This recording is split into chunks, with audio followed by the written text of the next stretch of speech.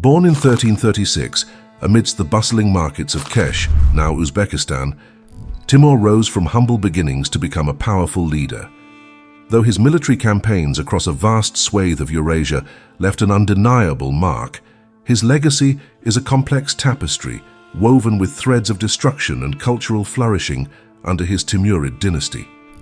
Born into the Barlas tribe, a nomadic clan with roots in both Turkic and Mongol heritage, Timur's childhood unfolded amidst the dusty plains of Transoxania, a region now encompassing parts of Uzbekistan. The winds of change swept through the land when the son of Genghis Khan, Chagatai, arrived, leaving behind a legacy that would shape Timur's destiny. Following the death of the local ruler in 1357, the ambitious young man navigated a complex web of alliances. He initially pledged loyalty to a powerful warlord, only to find himself drawn back to his kin. Together with his brother-in-law, they wrestled control of Transoxania, their victory solidifying their hold on the region by 1366. However, ambition burned brightly within Timur. By 1370, a rift had formed, leading him to turn on his ally.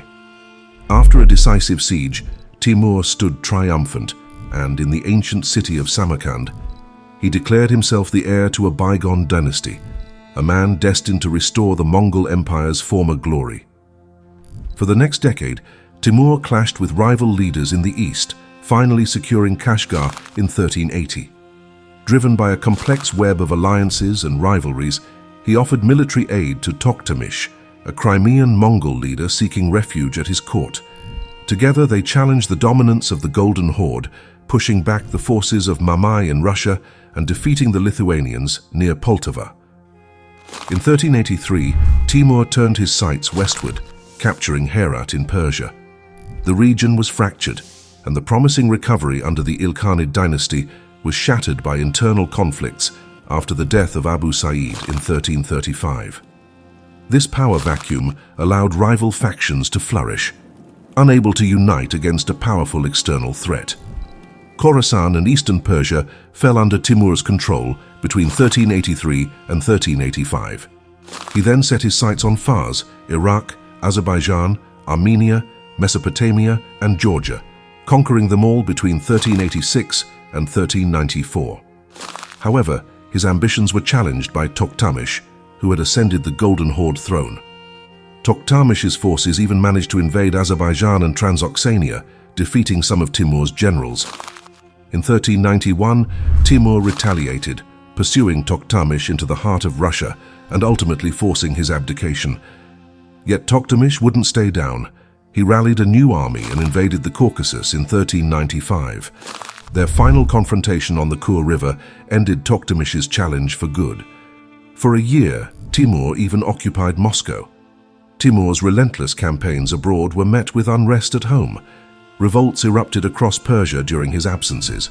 While ruthlessly suppressing these rebellions, his forces resorted to horrific tactics, leaving a trail of destroyed cities and massacred civilians. The legacy of these victories was marred by the immense suffering inflicted. Driven by a twisted sense of righteousness, Timur, a conqueror fueled by ambition, set his sights on India in 1398. Using religious differences as a flimsy excuse, he unleashed a wave of violence that began with the Indus River crossing. Cities like Delhi, once vibrant and alive with the hum of commerce and the murmur of daily life, were reduced to smoldering husks, their populations shattered. The scars of his brutality lingered for over a century. By the following year, Timur was already plotting his next conquest, a relentless juggernaut carving a bloody path across the Middle East. Aleppo, a dazzling metropolis, renowned for its intricate mosaics and bustling marketplaces, fell victim to his insatiable hunger for power. Damascus, a crossroads of cultures and faiths, wept as its artisans were ripped from their homes, its monuments toppled, and countless lives extinguished. Baghdad, a center of learning and knowledge for centuries, witnessed the desecration of its libraries and the systematic slaughter of its inhabitants. Even winter couldn't quench his thirst for conquest. In Anatolia, he crushed the Ottoman Sultan's army, leaving a trail of devastation that stretched from fertile fields to once proud cities. Only when the submission was offered did Timur finally turn back, his greed satiated for a time. He died in 1405, a man who built an empire on the bones of innocence, leaving behind a legacy of destruction rather than one of unity. Timur's journey began not on a gilded throne, but as the leader of a ragged band, their home on the vast steppe. Through cunning and battlefield grit, he carved a domain from the heart of Transoxania, uniting the lands between the Oxus and Jaxartes rivers by the 1360s. For the next 3 decades, he rode at the head of a whirlwind, mounted archers who swept across the map, leaving their mark on empires from Mongolia to the Mediterranean. A nomad warrior lord to the last, Timur echoed the triumphs of Central Asia's conquerors of old, ruling a vast tapestry of settled farmers and free-roaming herders. Yet, his victories cast a long shadow. The poverty, bloodshed, and shattered lives left in the wake of his campaigns became the whispers of legend, inspiring tales like Christopher Marlowe's Tamerlane the Great, a play that grapples with the duality of such a figure. Timur, nicknamed Timur the Lame by his Persian adversaries, a moniker dripping with disdain, was known as Tamerlane or Tamerlane in Europe. He was a son of the steppe, his lineage steeped in the traditions of Central Asia's nomadic herders. He and his people revered the martial prowess of Genghis Khan, excelling as horseback archers and swordsmen, and saw the settled farmers with a hint of disdain. Timur was a man perpetually on the move, never content to stay in one place for long. He led his army on a seemingly endless string of campaigns, braving the scorching desert sun and the bone-chilling cold. When not warring, he followed the rhythm of the seasons, seeking the best pastures for his horses. His entire court, including his sizable entourage of wives and concubines, moved with him. Samarkand, his supposed capital, was his grand dream, a city envisioned as the jewel of Asia. Yet even here his visits were fleeting, mere stopovers before returning to the familiar comfort of his nomadic encampment on the plains. Timur, a brilliant strategist, inherited the martial legacy of Genghis Khan. His arsenal wasn't just weapons, but a keen understanding of diplomacy and the human condition. He possessed an eagle eye for vulnerabilities, political or otherwise, and could navigate alliances and subterfuge with the finesse of a chess grandmaster. Before a clash, whispers of dissent, sown by his agents, would ripple through enemy ranks. Timur, ever the pragmatist, conducted intricate negotiations with both near and faraway rulers, as documented in diplomatic records stretching from England to China. When conflict became inevitable, his armies, drawing on their nomadic roots, thrived on swift movement and the element of surprise. This rewrite removes the cold, emotionless language and emphasizes Timur's strategic mind and understanding of human psychology. It also avoids glorifying brutality and highlights his diplomatic skills.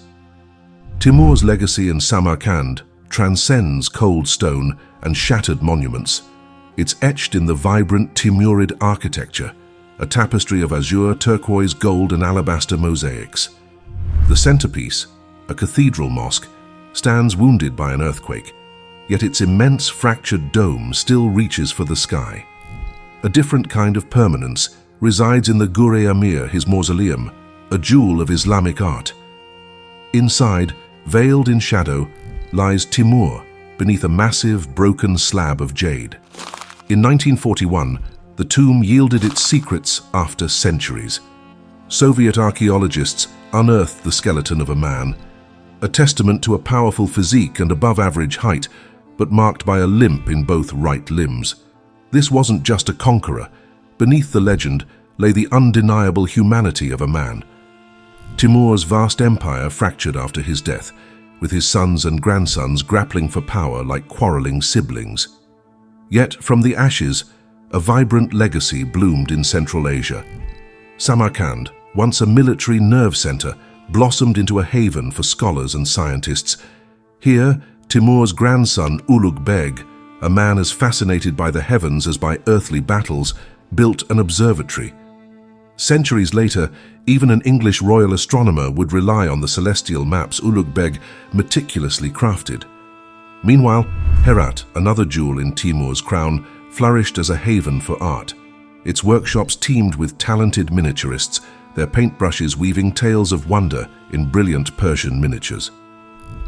Though the Timurid rule in Central Asia eventually faded in the early 16th century, the dynasty's story didn't end there. One of Timur's descendants, Babur, carved his path.